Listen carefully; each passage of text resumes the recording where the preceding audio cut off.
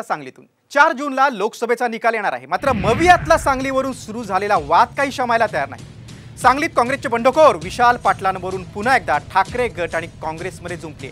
राऊत आणि नाना पटोलेंनी थेट एकमेकांच्या गोट्या खेळणं काढलंय। यावरचा हा रिपोर्ट। सांगलीत मशाल की विशाल, 3 पाटील प्रश्न जटिल। सांगलीत कोणाची पाटीलकी? महाविकास आघाडीमध्ये सांगलीच्या जागेवरून परत एकदा खडाजंगी रंगल्याचं पाहायला मिळतंय। सांगलीत अपक्ष आमदार विशाल पाटील हेच बाजी मारणार असल्याचा अंदाज एक्झिट पोलमधून व्यक्त करण्यात येतोय। सांगलीत यंदा 3 पाटलांमध्ये थेट लढत झाली। भाजपनं संजय काका पाटलांना तिसऱ्यांदा उमेदवारी दिली, तर काँग्रेसला विश्वासात न घेता ठाकरे गटानं चंद्रहार पाटलांची उमेदवारी जाहीर केली। त्यामुळे विशाल पाटील यांनी काँग्रेसमध्ये बंडखोरी करत चंद्रहार पाटील संजय काका पाटलांविरोधात शड्डू ठोकला।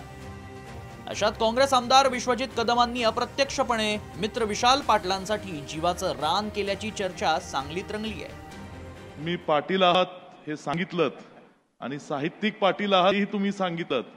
कदमांचं आणि पाटलांचं चांगलं नातं आहे। कदम पाटीलच्या पाठीमागे, कुठल्या पाटांच्या मागे ते फक्त 4 जूनला कळेल।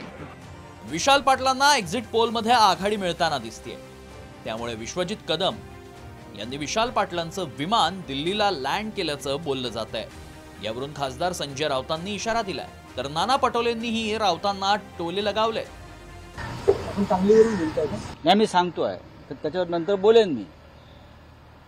मी बोलणारच आहे त्याच्यावरती। मला प्रत्येक गोष्ट आम्हाला माहिती आहे। आम्ही सुद्धा इकडे गोट्या खेळायला बसलेलो नाही आहोत।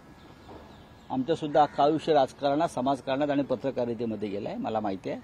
कोणी पण गोट्या खेळायला नाही बसलेले आहेत राजकारणामध्ये। सगळे जण राजकारण करायला आलेले आहेत। असं या शाळेत शिकला संजय राऊत, ती शाळा काँग्रेसने निर्माण केलेली होती।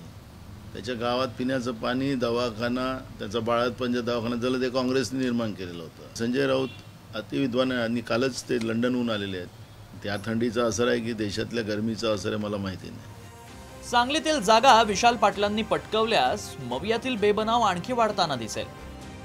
आगामी विधानसभेत ठाकरे गट आणि काँग्रेस यांच्यातील राजकीय संघर्ष अधिक उफाळून येण्याची दाट शक्यता आहे। ब्युरो रिपोर्ट, साम टीव्ही।